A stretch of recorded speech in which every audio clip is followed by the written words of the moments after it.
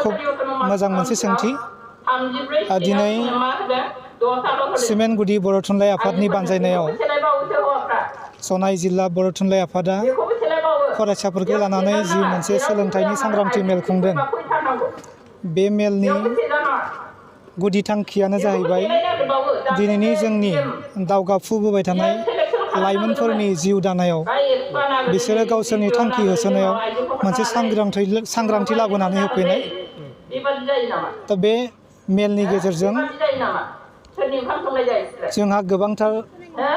बिबुंथिगिरिफोरा गाहायै जोंनि फैबाय थानाय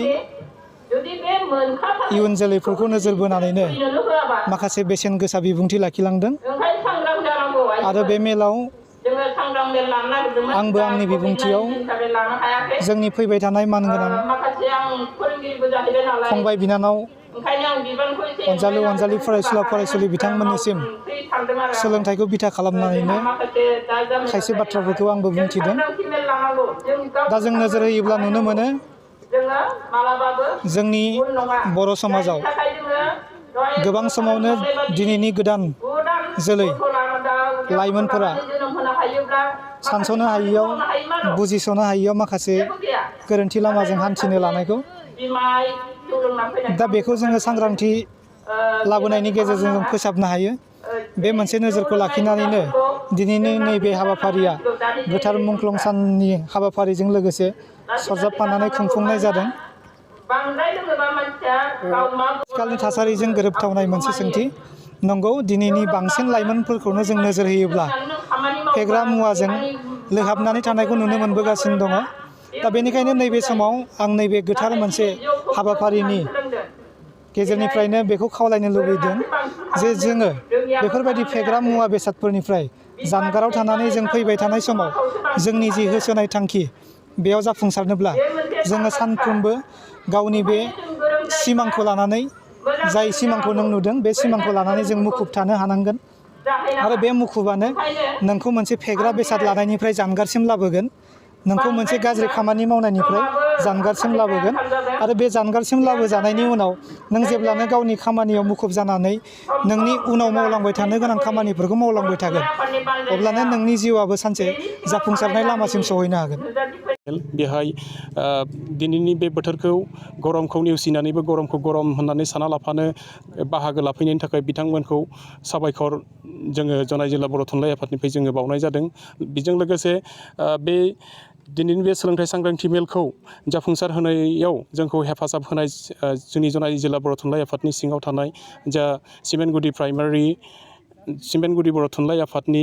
बिबानगिरि बिथांमोना जेरैबायदि हेफाजाब होबाय बेजों लोगोसे खौसेथि बर' सुबुं आफादनि मानगोनां बिबानगिरि बिथांमोना जेरैबायदि हेफाजाब होबाय बिथांमोननि हेफाजाबनि थाखाय दिनैनि बे 29 सेप्तेम्बर बर' थुनलाइ आफादनि मुंख्लं सानजों लोगोसे जनाय जिल्ला बर' थुनलाइ आफादनि जा सोलोंथाइ सांग्रांथि मेल बियो मोजां जाफुंसार जानानै थांबाय गिबियावनो रादाब बुथुमगिरि नोंथांमोनखौ साबायखर बावग्रोबाय दिनै 28 सेप्तेम्बर बर' थुनलाइ आफादनि मुंख्लं सान जाय आगोमा बिर जोहोलाव बिथांमोना बर'नि हांखो मोननो थाखाय गाहायै रमान हांखो सोमावसारनायाव जाय बिथांमोना गावनि आगोमा जिउखौ बावलांदोंमोन दा बिथांमोनखौ दिनैनि सानाव गोसोखांनानै बिथांमोनखौ मान होनानै जों दिनै जनाय जिल्ला बर' थुनलाइ आफादाबो बोसोरफ्रोमनि बायदि देग्लायबो जोङो बे मुंख्लं सानखौ फालिनाय जादों बे लेखायै जोङो दिनै जनाय जिल्ला बर' थुनलाइ आफादा सानजारि नोगोर सिमेन्ट सापरियाव थानाय गाहाय मावख'आव फुंनि गिबि हाबाफारि लेखायै जोङो बर' थुनलाइ आफादनि गोथार फिरफिलाखौ जोङो आद्रायै बिरहोनाय जायो बेनि उनाव जोङो मुंख्लं खाम्फायाव बे मुंख्लं जालांनाय बिथांमोनखौ गोसोखांनानै जोङो आलारि बाथि सावनानै बिथांफोरखौ जों बिबारजों जोङो मान बावनाय जायो आरो बेजों लोगोसे लोब्बा लाखिनानै दिनै सिमेन्ट गुदि बर' थुनलाइ आफादनि बानजायनायाव जनाय जिल्ला बर' थुनलाइ आफादनि मोनसे सोलोंथाइ सांग्रांथि मेल सिमेन्ट सापरि समखङाव थानाय UN एकाडेमिनि फरायसालियाव जानानै थाङो दा बेवहाय जोङो बिसेसकय बर' बिजोंनि सोलोंथाइनि सायाव जोङो नोजोर बोनानै बे सोलोंथाइ सांग्रांथि मेलखौ जोङो लानाय जादोंमोन। बिसेसकय जुदि जोङो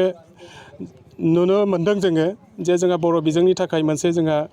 चेलेन्ज जाबोगासिनो दङ। जोंनि किसुमान बर' बिजोंनि फरायसालिफोराव फरायसा फरायसुलि फारियै सेंलांगासिनो दङ। फोरोंगिरिफोरनि आंखाल जाबोगासिनो दङ। दा बेफोरबायदि जेंना किसुमान समस्याफोरनि गेजेराव जोङो फैबाय थानाय जिथुनिखि गोदान सोलोंथाइ बिथांखि बेहाय जोङो माबायदिहाय जोंनि बर' बिजोंखौ जोङो लांफानो हागोन, बेफोरबायदि गोबां खोथाखौ जोङो सावरायनो थाखाय बेजों लोगोसे जोंनि जिथुनिखि समाजनि माखासे जिथुनिखि सोलोंथायाव गोहोम खोख्लैनाय माखासे जेंनाफोर बेफोरखौ जोङो दिनैनि बे सोलोंथाइ सांग्रांथि मेलनि दारै बेफोरखौ जोङो माबायदियै जोङो सोलायनो हायो, सुस्रांनो हायो, बेफोरखौ जोङो नोजोर बोनानै जोङो आलासि हिसाबै जोङो हांख्रायनानै लाबोदोंमोन। बिथांमोनखौ जोङो दिनैनि बे सोलोंथाइ सांग्रांथि मेलाव बिथांमोनखौ जोङो बिबुंथि लाखिनो होदोंमोन आरो बेहाय जोङो साबायखर बावनांगोन। बेहाय समखं हालांनि रायजो राजाफ्रा दिनैनि बे मुंख्लं सानजों लोगोसे लोब्बा लाखिनानै जिथुनिखि जनाय जिल्ला बर' थुनलाइ आफादनि सोलोंथाइ सांग्रांथि मेल बेहाय